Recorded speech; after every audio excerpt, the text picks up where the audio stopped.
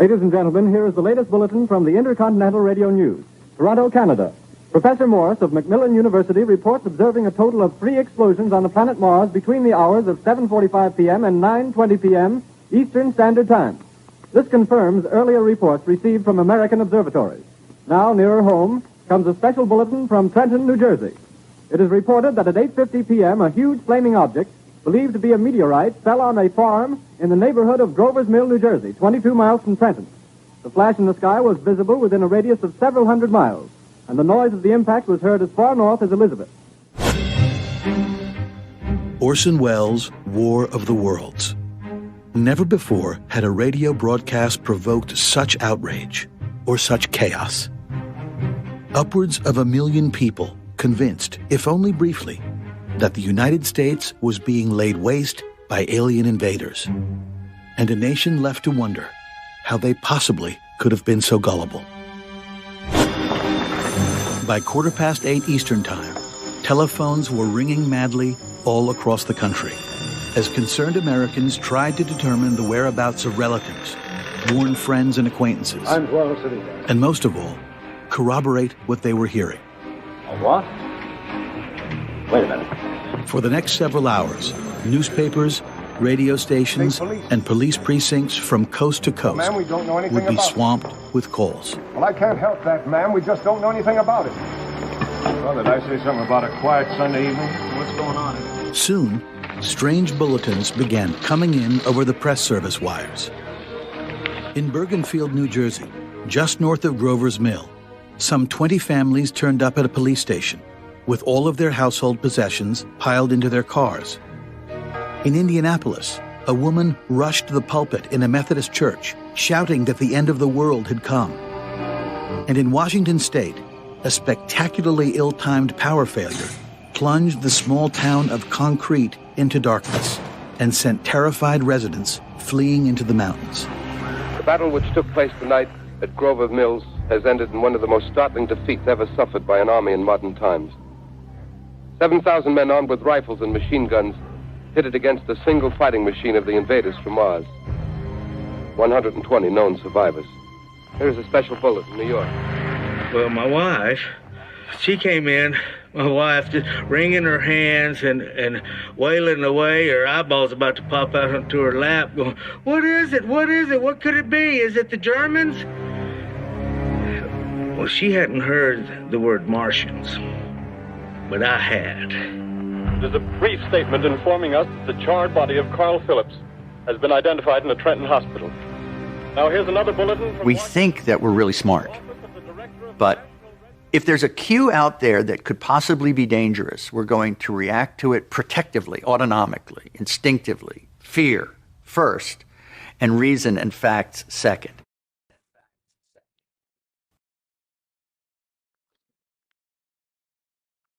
All right. So what can you guess what we're talking about today? Well, we're talking about aliens. But yeah, at the aliens, but kind of the coup de grace of the alien conspiracy theories. Yeah, this is as to what exactly might be going on. Like I was telling you, this is like wearing a tinfoil hat on your tinfoil hat. So what we just watched there, well, first of all, welcome to the Conspiracy Dad podcast. My name is Dante. Dave. I'm going to start letting you introduce yourself. Thanks. I think it's great when you do it. Yeah. I just like, maybe we could switch it up and you do the intros, I do the intros. I don't like to steal the show, even though I am the lead singer. One of my favorite podcasts to listen to is ruined every time when the host has the other members announce, like they do their hello, their sign on, and all three of them. Yeah, it just kills it. So you do a great job every time. All right. I don't mind taking the ball every once in a while, but yeah, listening to somebody do their sign on. What's up, people? Like it's never good. Well, it's good to have everyone here with us. This is the Conspiracy Dad podcast. We are happy to have you listening or watching, and we are talking about how to fake an alien invasion. We talked about faking a moon landing. I forgot to hit the switcher again. They've just been looking at my pretty face, but they'll see you in a minute. Sorry. Go ahead. yeah, it's appropriate, I suppose, since we've been talking about faking a moon landing for the last few episodes. Now we can talk about us faking somebody else visiting us. Yes. Yeah. But before we get into that, I'm going to unplug that real quick. Hold on a second. I'm going to have to edit this out.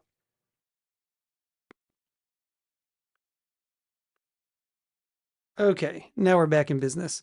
Sorry about that, world.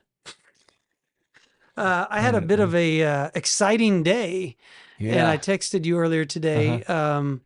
And this could be like a podcast. It's another podcast of its own that we'll get to. But I had an encounter with a Masonic temple, and I'm not very knowledgeable of Masonry, Freemasonry, or I'm a Catholic, and we've always just been told to stay far, far away from the Masons. Yeah, the little bit of cramming I did about the Freemasons, that's one of the first things that comes up is like Catholics and Masons, they don't get along. Seriously, I mean, growing up, that's what I've always been taught is you don't want to have anything to do with the Masons. You pray for them, but don't. The Cliff Notes, if you just Google it, are basically like the Freemasons originated out of a group of Masons, like stone bricklayers. Yeah. And it sounds like there wasn't room in the cathedral, and this group of bricklayers decided they were going to like get their own little chapter of a cathedral, like a kind of a branch off. We'll do a startup of our own. And so, of course, the Catholic Church was like, whoa, we don't do startups. Yeah. You guys are under our umbrella. And so that was kind of the genesis of the Freemasons. Growing up in a Protestant household, I'll tell you, we were also told to stay away from them. Oh, really? Yeah, so it wasn't one of those like... But they are Protestant. I know they have to be Protestant because you can't be Catholic and a Mason. Like the Catholics won't take you. Yes, right. Which is funny because I had a buddy growing up who his dad was a Freemason. He's Catholic. Oh. And it's like he always kept it quiet. Like he just married into the family. Okay. I don't think he ever converted to Catholicism, but they definitely didn't. Didn't like to tell the world that he was a Freemason. I don't know that I'm aware of. I don't know any Freemasons. I think I've had a few conversations with them, and they are always pretty ambiguous about what goes on in there. And I know why. I got a pretty good idea of why they don't talk about what goes on in those temples. So I was at a certain, I don't want to mention names because they're kind of clients of mine, so I don't want to create some sort of... there are a lot of them out there, and I'm sure that the one you went to is not the only one with this feature. No, but I don't want to create scandal for somebody that's just trying to run a business, but I was at a place where they've turned a old Masonic temple into a business.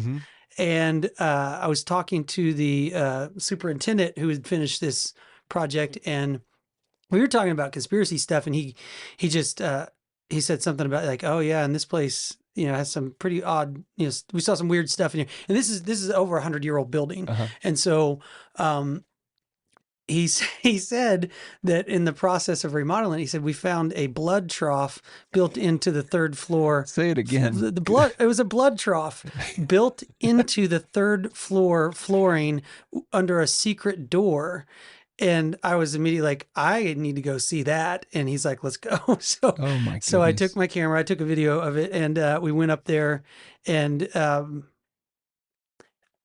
it's pretty strange. I mean, he said the plumbers wouldn't even touch it. They didn't want to have anything to do with it. If a plumber won't touch it. Yeah, no kidding. The thing is, it is a blood trough. Like, it's not just a bucket or in the third floor. He said when they were working on it, there was like a foot of pigeon poop in there. Like, it had been like not inhabited for a long time. So once they got all the trash out, and there were meth heads living in there or whatever, they get to the bottom of the floor, and he notices that he sees a seam on the floor, but there's no handle. It's just like a seam on the floor. Dog, every time we podcast, she's got to come in here. Go lay down. Worst. Go. You're good. Yeah, I know. I'm not going to help you though.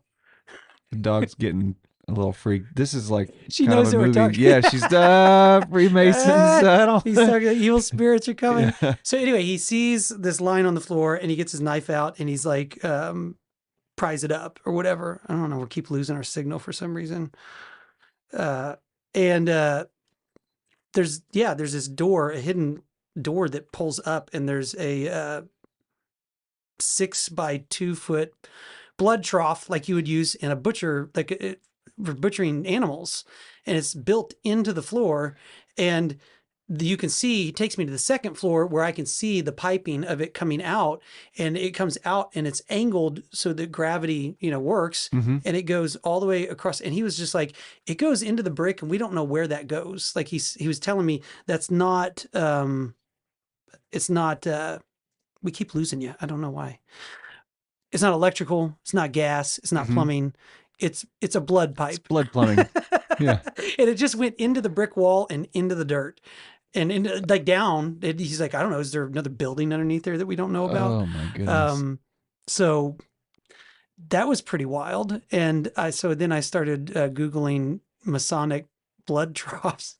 Yeah, I did a little bit of Googling. Didn't find much, but anytime I've spoke with people, that are related to the Freemasons anyway, or if they've been a member or whatever, they're pretty vague about what goes on there. And my thought is kind of like, if there were nothing to hide, you'd go, yeah. I think that's their whole thing, though. It's like it's all about secrets. Like that's some people I've talked to have been pretty coy. What goes on? Oh, we just and they kind of grin a little bit. Nothing, man. If you look into, I think we're gonna have to manually do this every time it keeps throwing you off. Anyway, if you start looking into some of and I've only had a cursory glance at Masonic initiations. I don't claim to know everything about it, but just at a glance, it's pretty weird. There's some pretty weird stuff going on. So that was my afternoon. If you're a Mason and you take exception to this, we'd love to hear from you. Come on, I'd love to hear but why so you have far, a blood I've trough. never heard a really transparent Mason. Yeah, I don't know. I don't know anybody that's like an active Mason. I've never. I might know them, and they just never talk about it. But that is interesting. That the place that we were at is like, it's a big 4-story with the basement, 4-story building. It's the most significant structure in the town. It's so you look at it and you think for a small town, it was a big part of the community for whatever reason. And I think that was true across the country. Like there's Masonic temples and lodges all over the country. And I've been to one, they've got a couple that are music venues now. So I've been to one in Wichita and one in Fort Smith, Arkansas. And again, they're not active Masons temples, but the buildings, the architecture's pretty interesting. And you're right. They're standout buildings in what I've been in like smaller downtown areas. And the impression that I get is like in those smaller communities back in like the early 1900s, that was like your business owners, like the Chamber of Commerce type folks would be involved in something like that, filling the blood troughs. Yeah, that it kind of seems all normal until you think about the blood trough that was built in over 100 years ago. The thing is, it was part of the building. Right. Yeah. And so, you look at a Catholic school, I would think about, but it's the same similar kind of building, classrooms and stuff. It's like, well, it's being used, kind of know what it's being used for. Right. It's like, well, this is a classroom. And even if they had a chapel, you go, here's a chapel. I don't even know I was just kept looking around the building going, what on earth would they be using this for? Well, it just struck me if it was like something on the up and up. Yeah, no, we do have a blood trough. We have cookouts here and we use this to like small town, a lot of people hunting game. We use this to break down our meat, but you would do that on the first floor. Yeah. If it were you do that in the kitchen. Yeah. Like you wouldn't lug an 8-point buck all the way up the stairs, butcher, break it down upstairs, and then you might only put a blood trough way up top if you didn't really want people to know what was going on. Well, I think by putting it and a hidden trap door, you're kind of showing Also, your hand yeah. as far as this is not something we What's want in your people to know pocket? about. Nothing. Nothing. So anyway, we don't want to get. We'll podcast about that later. It's just an interesting thing that happened today, and I think there's a lot for us to learn about maybe what was going on back That in the one day. is funny because, you know, And the locals were terrified of it. Like I talked to there's girls working Yeah. there. I was like, hey, do you know about the, Yeah. she's like, I'm not going Bad up there. juju, Like yeah. they're like, there were people in the town that they were like, I'm not setting foot in that building. There's no way. a lot of the stuff we get into here is one of those, like I was telling you, I told a friend of mine this weekend, we talked about the moon landing being staged, and she was kind of like, what? I'd never heard of that. But I feel like if I brought up Masons being suspicious, people would just go, yeah, real weird.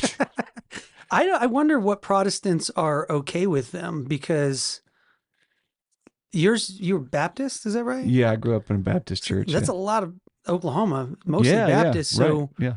I would imagine. Yeah, I would Do imagine. you think there were are a some lot- Baptists I that would are think okay with so. it for some reason? Yeah, or definitely like you said, I don't know any active Masons that I'm aware of. It seems like something that up till the 60s possibly, that was just like if you were a dude in the community and you had a business, you might be invited to get involved in something like that. It's kind of a fraternal It is a part of the fraternity, community, right? Yeah. So yeah, that's probably where I came across. I would imagine there's probably crossover. You could be a Baptist and a Mason. Well, and I Don't wonder know for sure, but it's certainly not like you said. Like there wasn't like this stigma of like you can't be both. in the Baptist church, Right, yeah, So you sorry. could be a Baptist, As far as I and- know, yeah. But it definitely wasn't like what you were talking about, like raised in the Catholic Church, and Yeah, I think even it was like explicit. You cannot be a Freemason. popes have made like statements about it and Yeah. saying like you cannot be Yeah. this and that. I'm trying to get our switcher to work. I don't know what's going on today. It's because we're talking about the Masons. That's right, And I was yeah. around some bad, who knows what. So yes, we'll talk about Masons some other fun day. Sounds but good, yeah. today we're talking about something that on the surface seems pretty outlandish, like pretty hard to believe somebody would do something like this, but it's the idea of whether it's the United States government or world governments, would somebody attempt to fake an alien invasion, and why they might do that. Yeah. And so obviously the clip you just saw a bit ago was War of the Worlds, Orson Welles' War of the Worlds, which was a radio broadcast that terrified millions of Americans who, it was a fictional, if you don't know the story, a fictional account of Martians landing and attacking the Earth. Mhm. And people, through this new medium of radio, they just didn't suspect. No, they did not see that They coming. didn't see it Yeah. coming. It actually caused a lot of problems. We're still having trouble with our video. So that's great. But anyway, so what's your take on Orson Welles? Just like a lot of things, I think you put a piece of content out there and don't expect any particular kind of reaction. I just was reading an article about him going out after the show was broadcast and being really surprised that in Times Square there was a big headline up that he had caused a panic. And he was kind of Mhm. like, oh, it was supposed to just be like funny, but whoops, sorry guys. Yeah, but we're kind of following. Well, if you want to get to the bottom of this, the best podcast I've seen on it is James Corbett's. Mhm. He did an episode called "How to Fake an Alien Invasion," Yeah. and we're just going to talk about some of his points that he made. And what I think is really fascinating about Corbett's take on it is that he did it back in 2015, and so it seems like a lifetime ago. But if Yeah. you think back to in the UFO world, things really started to heat up in 2016. In 2016, and this was for me the moment when I was I went to family dinners and was like, is anybody else paying attention to what's going on here? And the New York Times published a piece about the Pentagon releasing several videos about UFO encounters with footage of these alleged UFOs. And it's coming from the Pentagon and the New York Times. And it was the first time for me, it was different than, say, the traditional accounts, because this is coming from the government. Yeah, right. It's not, or at least actors within the government. It's not coming from some guy on a farm or, some guy. And Well, you I said remember it's- saying that to people at dinner, and Yeah. even it just blew my mind that people didn't care. Mm-hmm. They didn't seem to notice. They didn't seem to care. It was just like, oh, that's interesting. And I just kept thinking, am I reading this wrong? I mean, even you and I had a conversation. Yeah. I think you said something like, my reaction seems like the way that you should Yeah. react, Yeah, but for I some remember reason that, you yeah. were like, I don't know why. I don't know why I don't yeah. care. But so if you go back to 2015, it was pretty different. And it was like the idea of, Corbett's tune, I think, is pretty accurate, is that most people thought it was pretty ridiculous. Yeah. The idea that, even UFO sightings, they thought was pretty ridiculous. It has definitely become mainstream. And that's kind of why I wanted to do this episode, because I think it's happening right now, quite possibly. It's become so mainstream that when you hear Rogan talk about it, he's like past it. Like he went from being really interested in UFOs and having like Fravor the pilot on, and then like now every once in a while I hear him touch on that subject, and he's like, I think I just want to believe it too bad. And like he's kind of like past the point of like an enthusiastic UFO believer to like he went to the next evolution. Yeah, I probably follow this at like an unhealthy level. So sorry if that if anybody thinks I'm strange, but his response is very, like, if I could ask him some questions, it would be pretty direct, because the guy that was at the heart of a lot of this when it came out was Tom DeLonge, the singer for Blink 182. And I'm not even a Blink 182 fan necessarily, but I had heard him mention things about this, but he was a part of, so shortly after the New York Times article, he collaborates with his academy, the To the Stars Academy of Arts and Sciences, and does a public YouTube, presentation about it with a big, huge stage. And everybody on his board of directors is deep state, CIA, military intelligence. Like they're legitimate people. Mm-hmm. They're not yahoos. They're not rock stars. They're I don't know, CIA.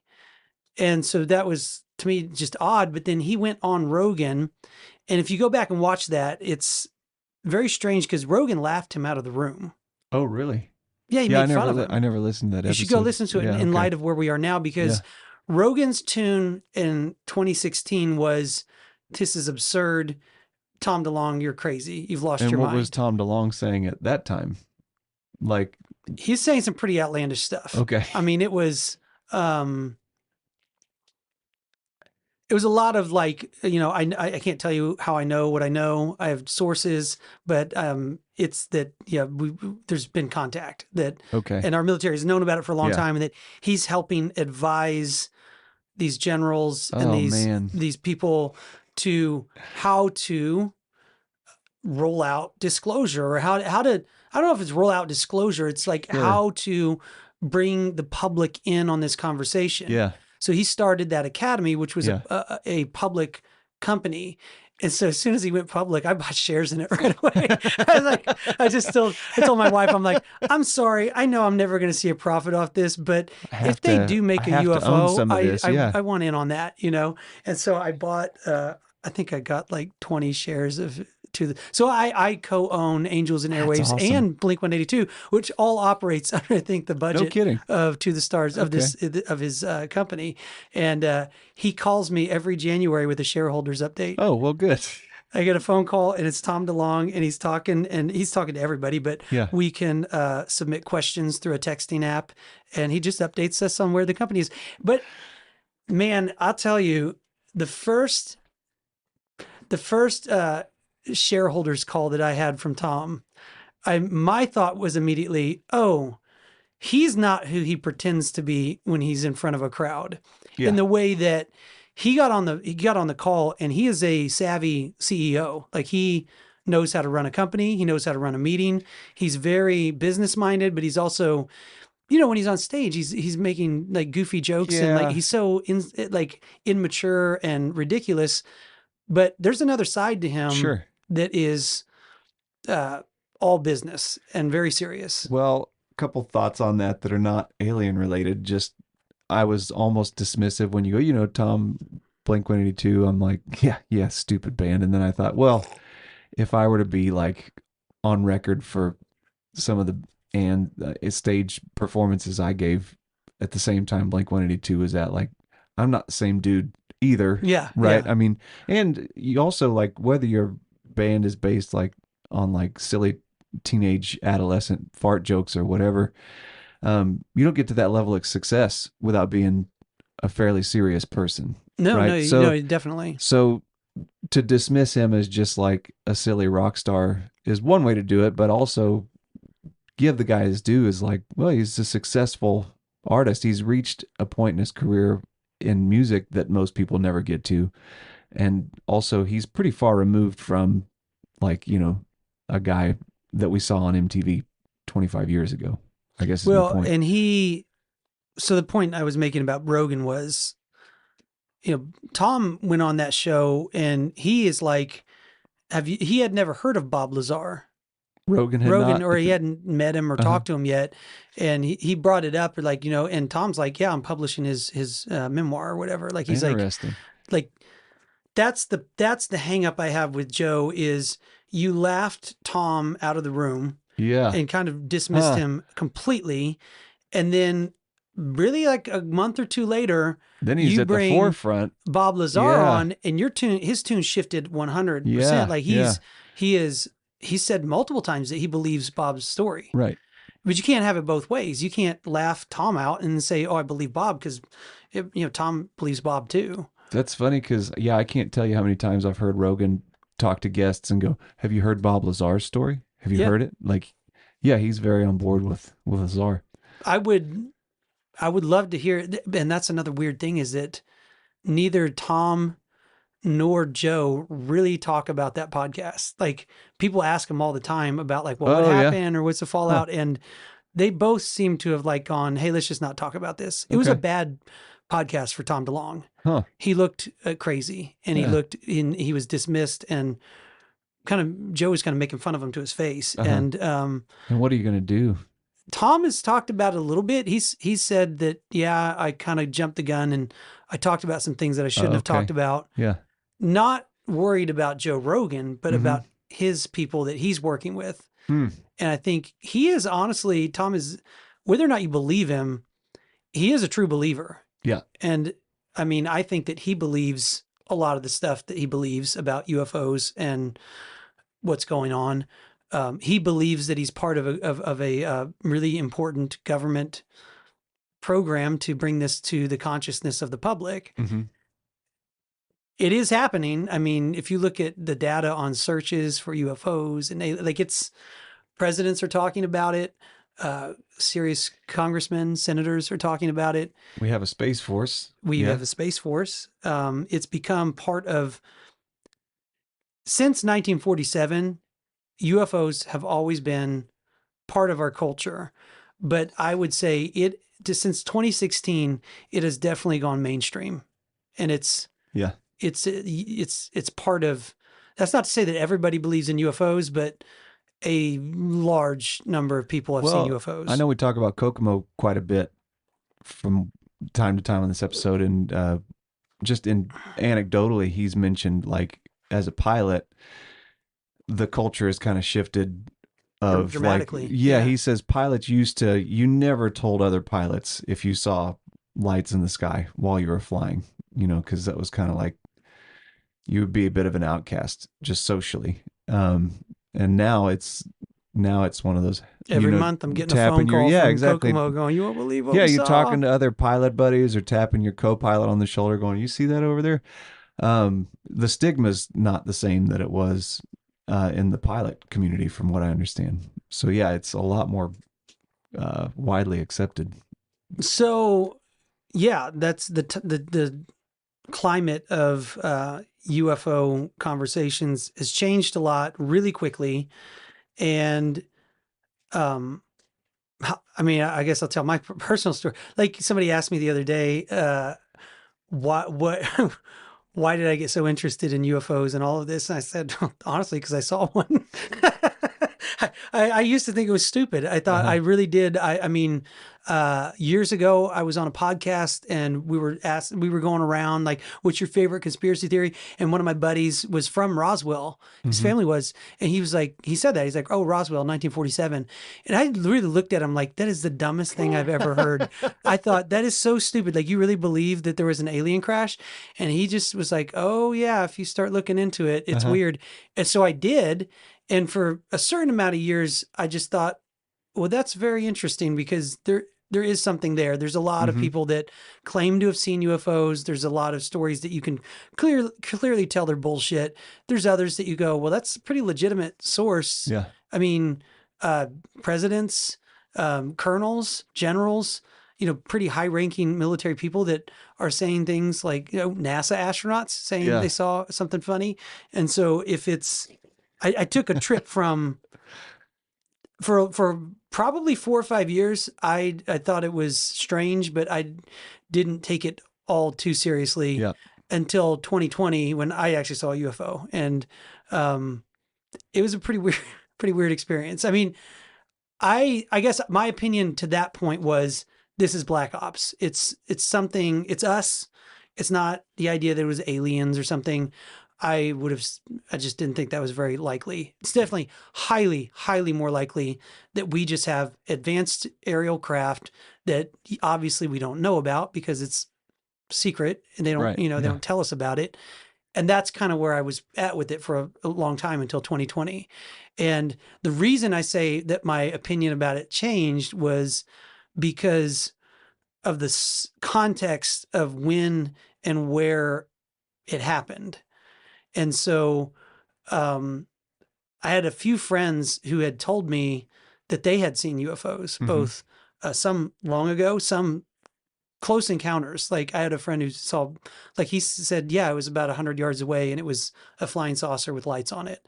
And I just thought that's ridiculous. And so I was standing out in front of my house with my neighbor and we were smoking cigars and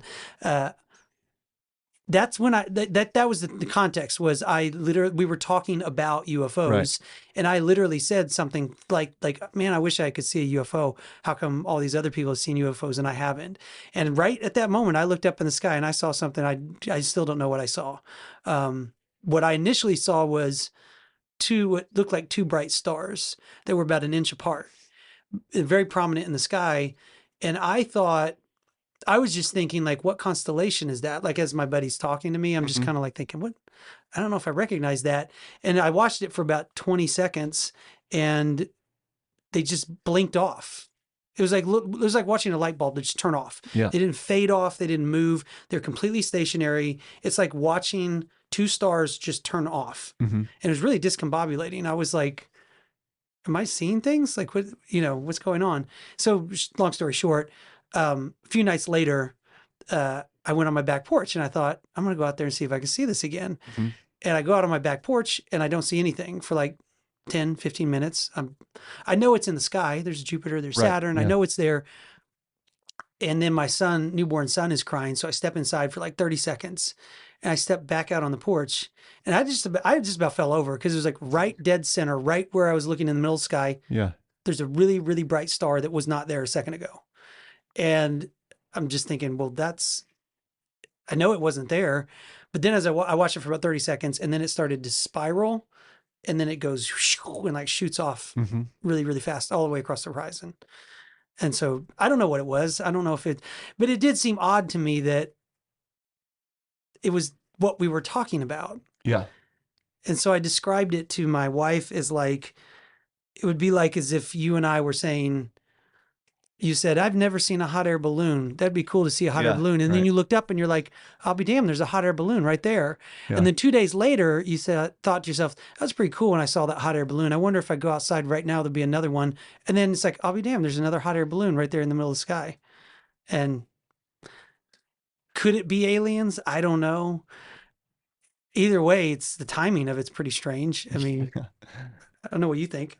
That's more in line with the simulation hypothesis almost.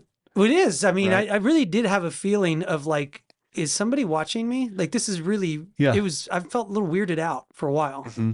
And I've seen 2 others since then. I don't want to tell those stories, but I've never seen anything like green men in a I'm not saying that. Yeah. Mine are just like things in the sky that it's not an airplane. It's not a satellite. It's something else. And it's also moving in a way that's not, I don't know what it is, Mm-hmm. and it's, for me, it's just been lights. I think I saw a TR-3B once. I don't know if you know what that is. No. You can look it up, but it's a triangle shaped UFO that's very common that people see. I saw the same thing, just a perfect triangle of stars, and then it started to spin, and then it just disappeared. But that one people think might be military craft.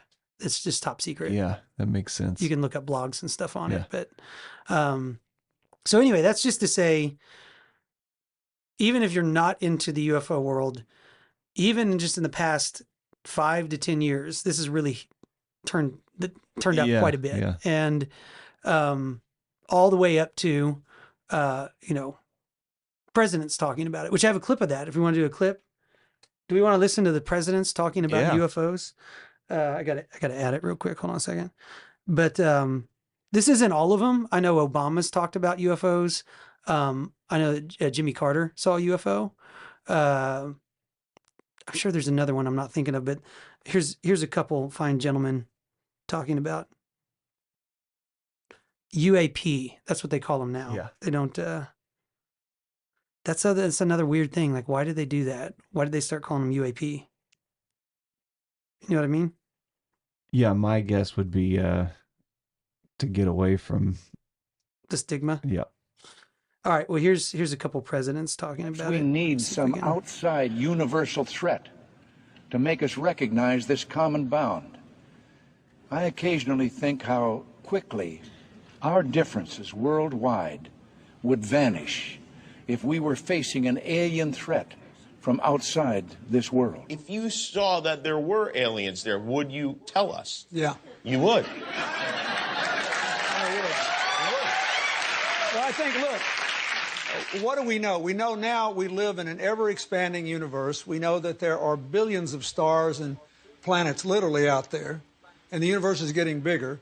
We know from our fancy telescopes that just in the last 2 years, more than 20 planets have been identified outside our solar system that seem to be far enough away from their suns and dense enough that they might be able to support some form of life. So it makes it increasingly less likely that we're alone. Oh, you're trying to give me a hint that there are aliens. No, I'm trying to tell you I don't know. Oh. But if we were visited someday, I wouldn't be surprised. I just hope that it's not like Independence Day. Yeah, right. That it's a conflict. Well, now we have friendly Maybe the aliens. only way to unite this incredibly divided world of ours. They're out there. We better think of They're how saying the all the same thing. differences among people on Earth Almost would like seem it's small scripted. if we felt threatened by a space invader. That's the whole theory of independence. You're right. You're right. Everybody gets together and makes nice and, you know. You and Bill O'Reilly would be hiding in a bunker together. Oh, Bill O'Reilly, he every mean thing he ever said about me. I don't care. Look at that. All right. Well, Say what you will about Bill Clinton. He is really good on talk shows. Oh, yeah. And that's been a strong suit of his from way back. He's a likable guy until he's not. I'm saying that so I can stay off of his list. Yeah, you don't want to be on his list. That's what I mean. Until you get Vince Foster, he's all. I think Hillary calls those shots. I don't know. Well, like you said, it's almost like they're from a script they're working off of. Yeah, I mean right? that's the point. And they gave multiple speeches like that. Like you can find both Bill and Reagan and I believe a couple others, but saying basically the same thing. Like, I often imagine how quickly all of our differences would be set aside if we just knew that there was an alien threat that would. I would have said that before COVID, but I mean, I'm not the first one to have this thought, but you'd think a pandemic on that scale and a global crisis would have got everybody on the same page. But in a lot of ways, it seemed like all that did was Like there are people that are against the vaccination just because the other side is for it, and vice versa. Mhm. You know what I mean? So now I'm wondering, like, well, okay, if there is this narrative that the powers that be want to run of let's fake an alien invasion so we can get people on board with more of a global economic push or something like that. I wonder if they're questioning it right now, going, God, it didn't work. Well, I think there's some people that think that's kind of what's going on. Yeah. And they look at it as like, this was a beta test to kind Yeah. of see, well, how, if there's a threat, how are people, and I think that's the point of his podcast about going all the back to War of the Worlds and the Rockefellers' involvement with that and CBS. And they don't realize that, like, simultaneously when that broadcast was going on, they were studying how the population would respond to something like that. And there was a lot of data being collected. And I'm sure that there's been other things happening over time. I mean, never let a crisis go to waste, and it's like they probably study a lot of these things and they're gauging. I had a buddy the other day. I don't think he listens to podcasts, but I'm not going to name his name, but he kind of started going down the flat earth thing. He's asking me about flat earth. And I was like, dude, it's a distraction. Like, I know I'm the guy who saw UFOs, but I'm telling you, the earth is not flat. It's a bridge too far, man. We just you can't do that. And, I was trying to explain to him that I think that, so you could look into that whole theory too. There is a massive amount of people on the internet that think the earth is flat. Yeah. And you could ask a question, well, how exactly did that happen? Like, what's going on? And I've heard other people talk about this, even a CIA guy that was saying, oh yeah, that was a psyop. Like, we were like, we're just seeing what kind of crazy thing we can make people believe. And I think there's a lot of things like that going on to understand the mass psychology of, manipulation or even hypnosis, There's a book written about that. Like The Madness of Crowds, I think is what it's called. What's the name of it? I don't know what the book is called, but I'm just thinking back to things like Third Reich, ordinary men type stuff where it's, people get whipped up into a further, or like, the My Lai massacre, that sort of thing. Mm-hmm. Like, people get in a crowd, a faceless crowd, and things get crazy, is my point. Pretty quickly. Back to your flat earther buddy, I was just picturing, like, what a weird turn of events for him. You get him into conspiracies, and you pull the rug right out from under. I know. I tried. I'm like pulling back in. Even today, I saw him, and I was like, just go to Freemasonry. Just find something else. But flat Earth, trust me, it's a psyop. The CIA probably set it up just so they could test what kind of crazy nonsense they could get the world to believe. I had a friend who's a teacher in Pennsylvania, and she had a couple come in. She's like teaching third grade in a parent-teacher conference. They were yelling at her like mad. How could you be teaching this propaganda to our child? And they were serious flat earthers. They were like, the earth is not round. We know what you're up to. You're part of this. And she was just, and she was the first time she'd ever encountered it. She was just blown away because she started the conversation with like, have you heard about, there's some people think the earth is flat? And I was like, yeah, I've heard.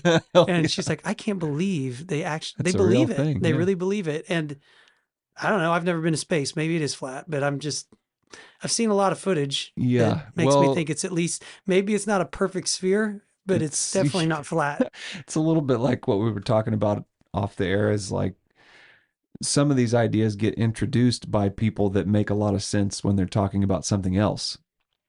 Yeah. So then the waters get really murky on what you're going to buy into and what you're going to give some credence to.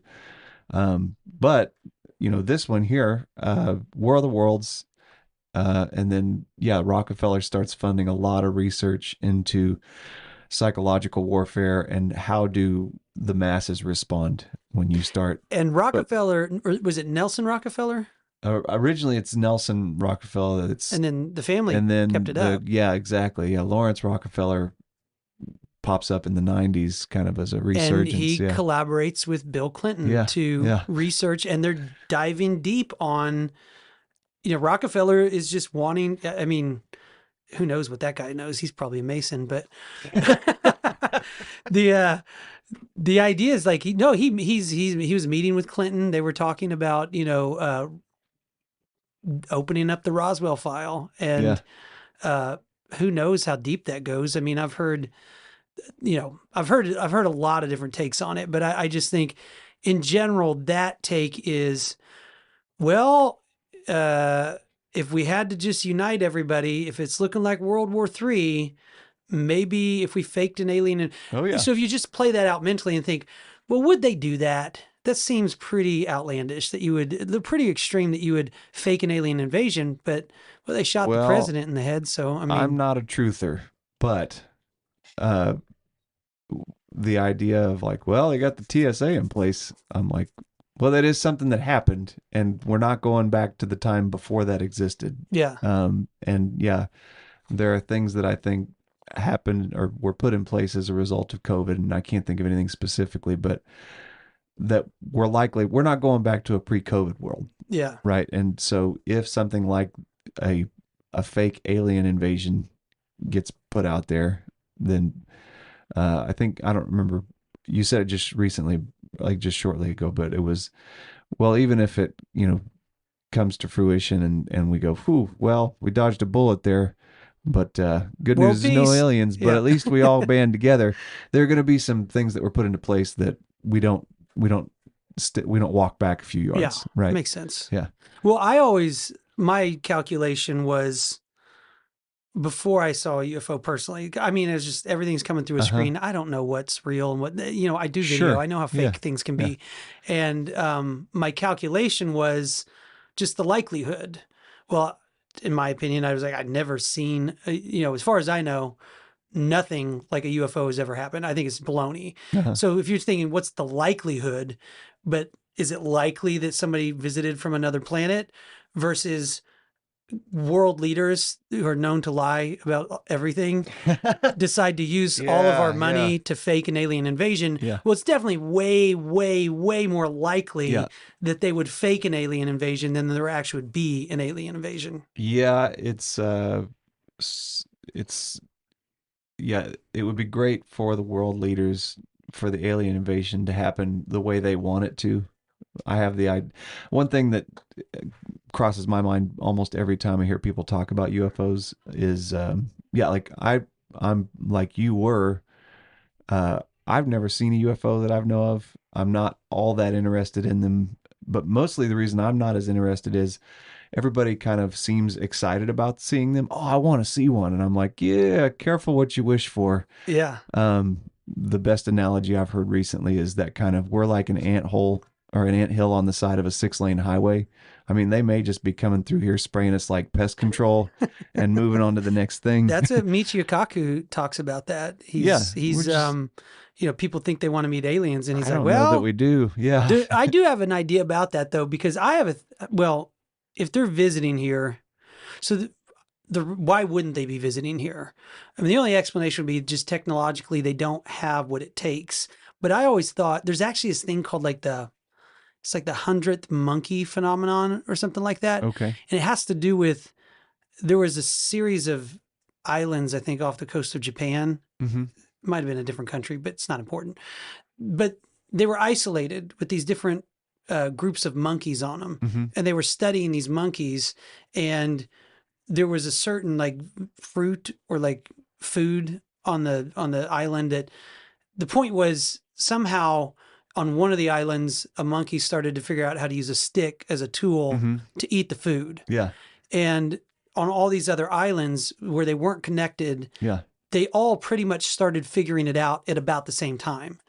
And it's this idea that like evolution, as it progresses, there's kind of this uniform nature to when it's not like totally, I mean, obviously people separated by continents, there was huge gaps between what was happening in North America and Europe. And a lot of that had to do with just the circumstances of the climates and like the, availability of food and trade and all those things played into it. But there is a thing where it's like, well, if we were in an expanding universe that's coming from a common central point, I've always thought like, well, it probably makes sense that we might be as advanced as anybody gets at this point, and maybe there's people out there on other planets, but they're basically where we are right now, and they don't have the ability to fly light years. I like that idea. That's something that you never hear anybody bring up is, we always jump to they're eons ahead of us,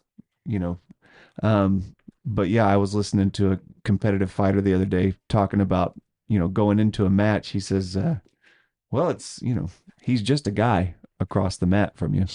He's just another dude. And you're like, okay, yeah, in the universe, it is conceivable that there's a whole nother civilization that's just right about in the same spot as us. They're faking moon landings over there. I mean, but maybe they're just a little bit further ahead. But that to me is almost just as scary, because if we have the capability to go to another planet, I think our track record shows that we would go and we would want to colonize there, right? So I don't feel like we would land and try and make friends. We would want to go over there and stage a coup. I think we're a little bit better about that now, but historically, as humans, as species, we've not been good at that at all. Yeah, and I don't mean we Americans. I mean we, Genghis Khan and the like. I mean we. Well, so Michio is right in his point about if they're advanced enough to travel across the universe to visit us, they're advanced enough to kill us if they wanted to. Yeah. And it's not going to be a fair fight. It's not going to be Independence Day. They're like Vikings. It's going to be game over humans. Mm-hmm. And possibly, unless we have reached a point where we're technologically advanced to a degree. Mm-hmm. And when we encounter new species, we actually are very mindful of them now. And we don't kill them. That we had to get past the 20th century to get to that point. But right now, back to my point about Tusco, when Jolly West killed Tusco in Oklahoma City, if you did that today, you'd be shot in the middle of the street. Backlash, There's no way.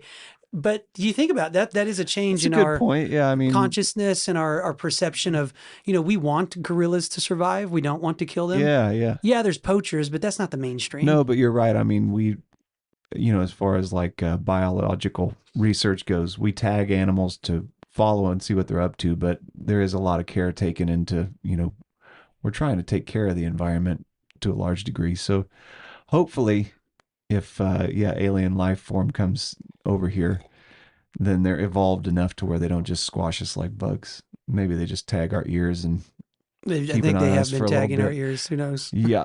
They've been tagging somewhere. If you get into the ufology world and,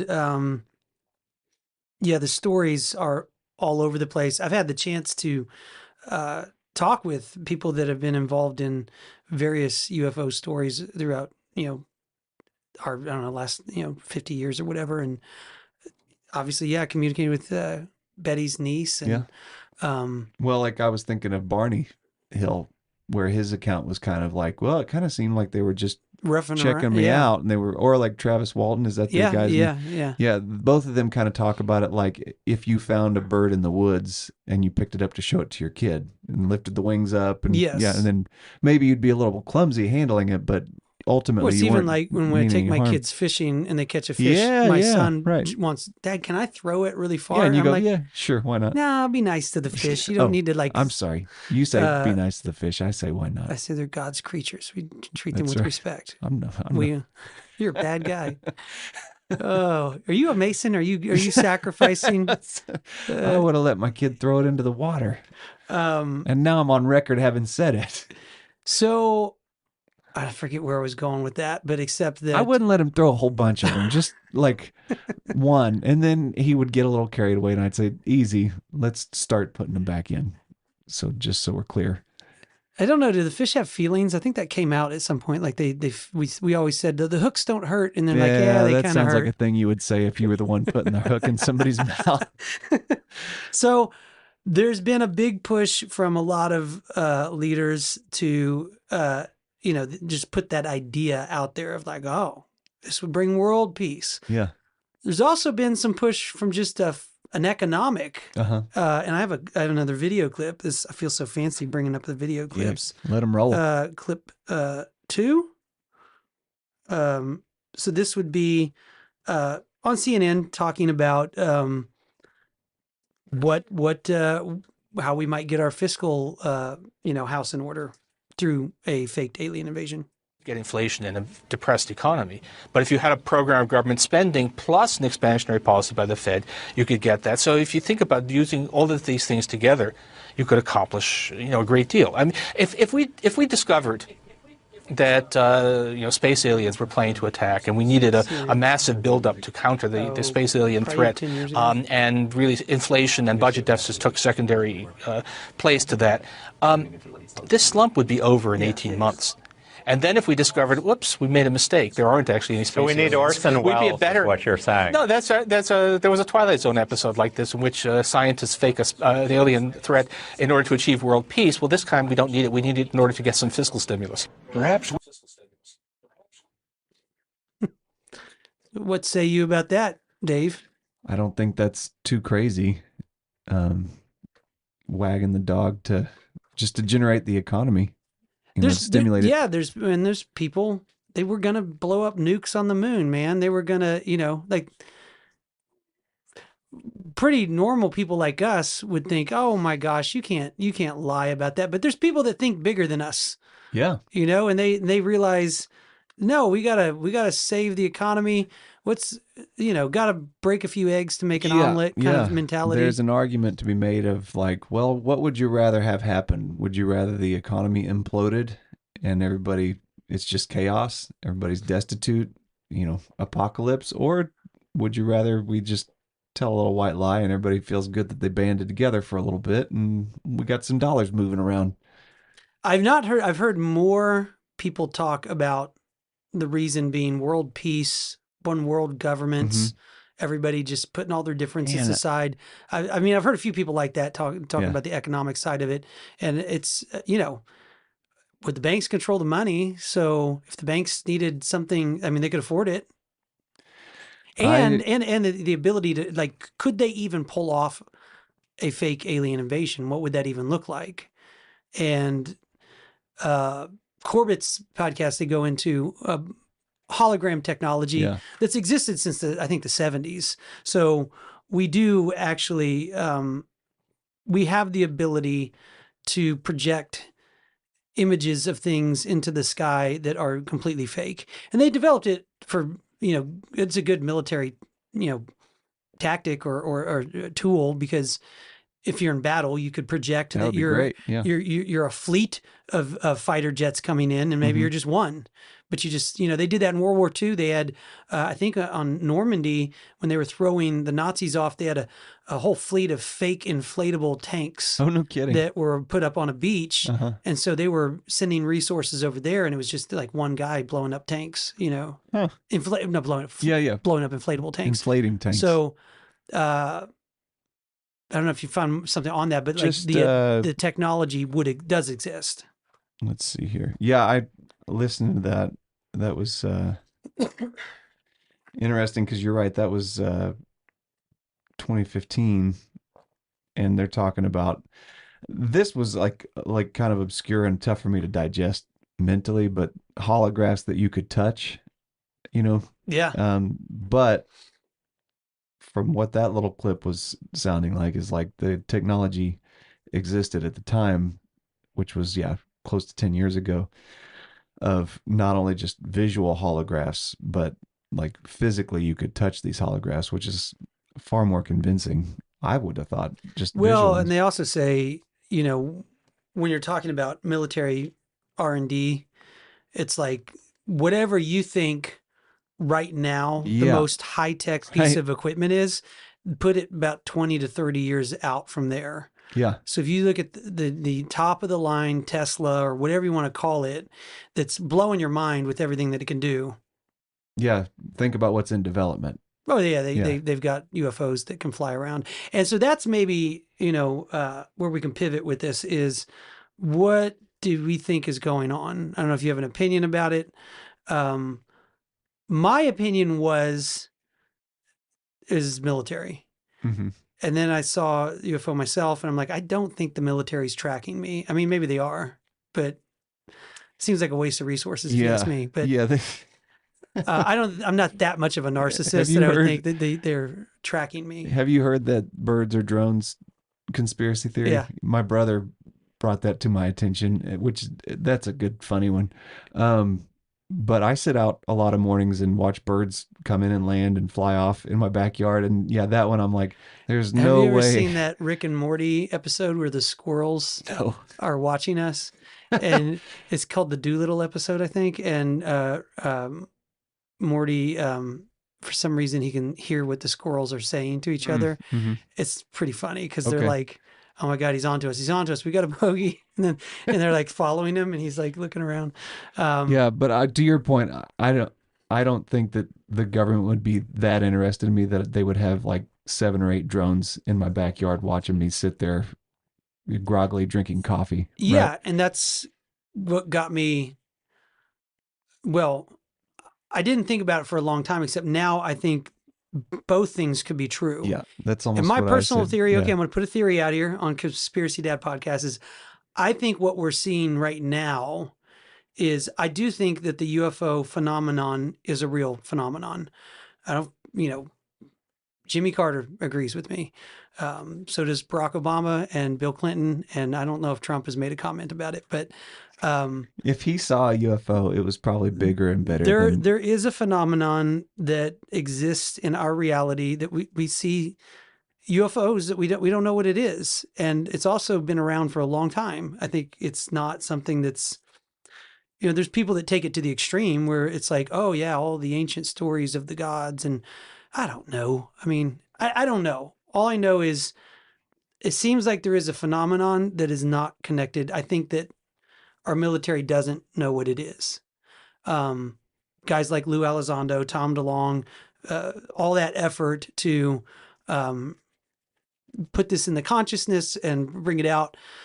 But what I think is happening now is I think that could simultaneously exist with now there are people using that. Like if you're in the military, this is your job or whatever, and you're like Lou Elizondo and you're put in charge of researching UFOs, and you do, and you realize we don't know what it is. It's not us. It's not the Chinese. It's not the Russians. People are seeing things. Commander Fravor saw a Tic Tac chasing his fighter jet, and you realize there's a phenomenon that exists and it's not us and it's not our enemies. Well, then you could fake an alien invasion. You know what I mean? And you know that other people know that that's a phenomenon, and you could use that. And that's my fear of what might happen is like, yeah, you could, who am I to say if something lands on the White House lawn tomorrow to say that's fake? I've seen them. They don't look like that. You know what I mean? Like, I don't know. What would we say? Well, I don't know. What would you need to see for it to be believable? Like, would it be footage of it landing on the White House lawn, or? Well, what I'm saying is, if it landed, it's very likely that could be just us. Yeah. No, I guess what I'm saying is actually real. Just as you were talking about it, the question came to mind of like, what would that look like to you if you were like, "Boy, that looks like aliens for real invading"? Yeah, I guess. God, it's a tough one. I don't have an answer. I think we're coming to a place where you can't make a real informed opinion because it's so easy to fake things. There's so much fake footage out there. I believe what I see with my own eyes, but even what I've seen, I don't know what it is. Yeah. I'm not saying it's alien. I'm not saying it's us. I don't know. I don't know what it is. And I think that might be by design. That's exactly the environment you would want. Yeah. If you were going to fake an alien invasion, you create enough, you muddy the waters enough with conspiracies and weirdness and whatever that even when something legitimate or not legitimate happens, who's to say? Yeah. And I think that's exactly where we are. I mean, that'd be my thesis. I don't know what you think. For some reason that storming the Capitol just keeps coming to mind. And with the idea that I've heard some comments that I don't know if there's an FBI operative involved in that was like getting these guys riled up I think to there was. get in Yeah. to the Capitol. They've identified him. I forget his name, but that's what I thought. he is a Fed. Yeah. I'm not informed about it enough to really say, but yeah, it sounded like similar to like the accounts of Black Panthers or FBI infiltrating Black Panthers, decades ago, where it's like there's already a little bit of kindling kicking up and there's some heat, and then the FBI comes in and like stokes the fire and really makes a problem to where the general public kind of goes, oh gosh, we're just so easily manipulated. Yeah. It's dicey times in that regard because, the idea that you could fake an alien invasion absolutely could happen. There's definitely a motive or, an incentive to do this. And we don't have, I wrote in one of the songs that we do, the crazy song is the point of it is when everything's coming through a screen. Yeah. Everything we know is coming through a screen. Which and like I said a long time ago, the internet is a military operation. It always has been. It is. And you think, well, what is going on? I don't know. I know what I saw with my own eyes and the context of it. That was weird. Mm-hmm. And I guess there's some reassurance there that I don't think that the military was spying on me. I think that I saw a phenomenon, something strange that we don't know what it is, which maybe that's what it is. Maybe that's how it's going to play out. But I'm afraid that I see what's happening now is the weaponization of the UFO phenomenon. Mm-hmm. And is that a good thing or a bad thing? I'd kind of think it's a bad thing. I would say. I kind of think so too. I'm kind of really big on. I'm anti-military industrial complex. Yeah. At this point, I'm like, scale back, guys. My goodness, yeah. It's been the trend ever since Eisenhower of military industrial complex benefiting from us being in conflicts throughout the world. And then, gosh, we would pay through the nose to make sure we had something to defend us from aliens. We already have. Yeah, that's a good point. You see that clip of, was it Cheney the day before 9/11 saying $4 trillion is missing from the defense budget and we're going to get to the bottom of this. And then the next day a plane flies into the defense budget office. This is all news to you. Yeah. Go listen to James Corbett. He'll explain it to you. But the question of, are there trillions of dollars missing from our defense budget? Yes.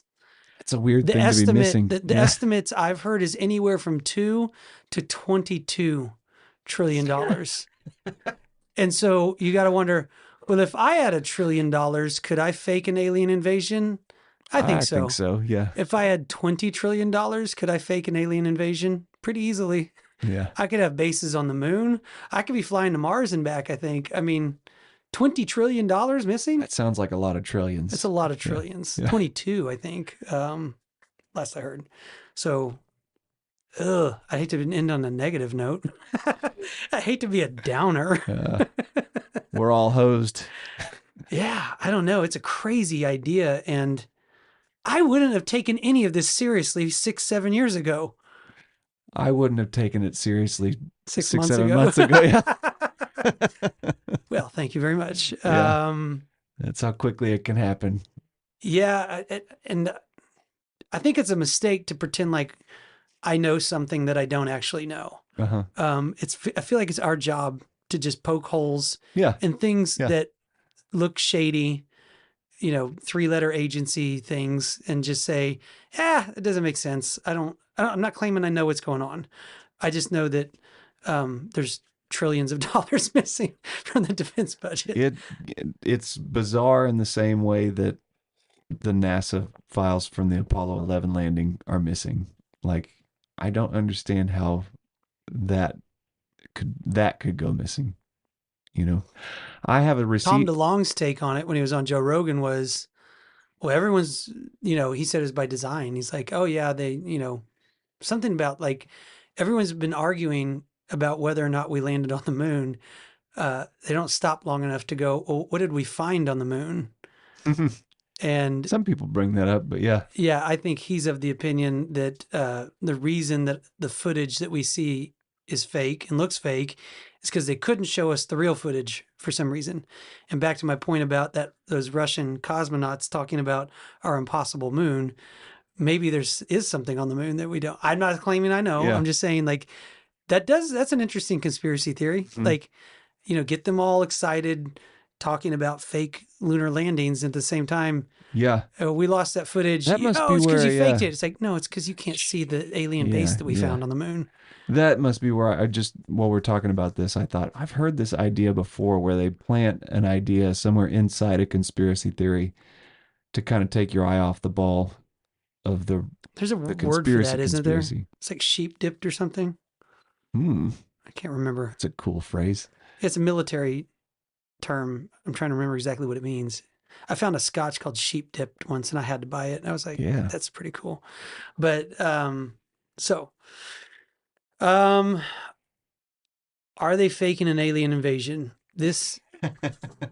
It sounds like a stupid question. It sounds ridiculous, but I would put to the world that we should be paying attention to that question right now. Aware that it's at least a possibility. Well, I mean, it's what a lot of military and government people are talking about. The idea, and this is, disclosure of this, is I don't know if they're ever going to disclose what's going on, but I don't know. How are we going to respond when there is some crazy claim that like aliens are visiting Earth? You look at Paul Hellyer. I was talking to a Canadian buddy of mine the other day, and he knew all about Paul Hellyer. And I was like, yeah, he's former Minister of Defense of Canada. If you've never looked him up, do look him up. There's people like him that are high ranking that he believes that there's multiple races of aliens that have been visiting Earth, that we have an alliance with them. He used taxpayer money to make a landing pad in Canada for UFOs. There's the former head of the Israeli space program. You can look up about a year ago. He came out and said the same thing, that there's a galactic federation of 7 different races of aliens that have been visiting Earth for many, many years. And we've had agreements with them. And it's far out there stuff. It's not like, oh, we saw something. It's like, oh no, they're running the show. Like Hillary Clinton's a reptilian kind of stuff. But they could just be crazy. Are you looking at Paul Hellyer? Both, yeah. I found the first alien landing pad pretty quickly. Yeah. Yeah. My Canadian buddy knew all about it. He's like, oh, yeah, he's a big deal in Canada. Yeah, looks like in St. Paul, Canada, maybe. That may not be it. Yeah. Well, I don't know. That former Israeli space program guy. Yeah. He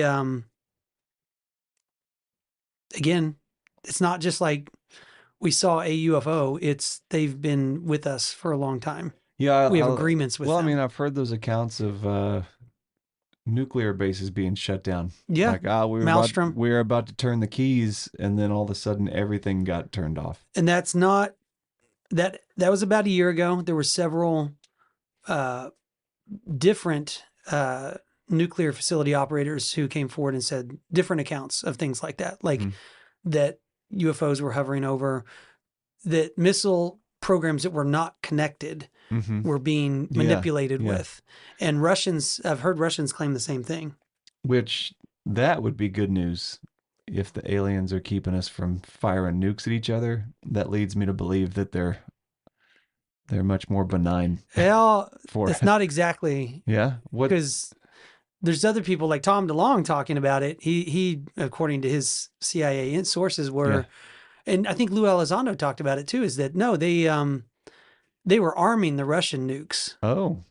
And that there were Russians that knew it wasn't us and they turned them off. Oh, okay. So I think Lou is on record saying something like there are heroes over there that I've heard knew that this was not a panic button moment.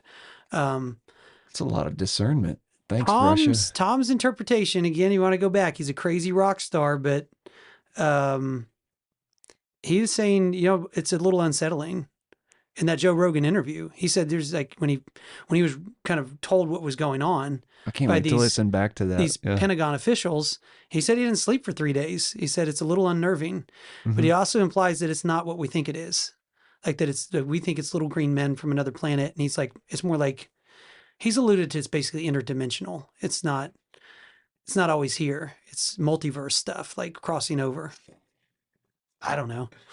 It's never what you think it is. I mean, if it's true, then a multiverse was crossing over my house back in 2020 Pretty on cool. Halloween. Yeah. Well, thank you for sticking with us. Let us know what you guys think of the concept of a faked alien invasion. Is that all that's going on? Is that not going on? Is the phenomenon real? Is it not real? I think that it's thankfully a subject that never gets exhausted. And so part of me really hopes that they never land on the White House lawn, because then I won't have much to talk about. Yeah, right. They'll really do it one day and you'll be like, well, I guess that's the end of the podcast. Yeah. Yeah. Or I guess we could just start interpreting what they're saying to us or telling us to do. Yeah. Well, if they speak telepathically, like Barney Hill says that they do, there's not going to be a lot of interpreting needed being done. Yeah. Well, very good. Thank you for joining us, guys. Please like, subscribe, and share if you're a fan. We appreciate you so much, and we will see you next time.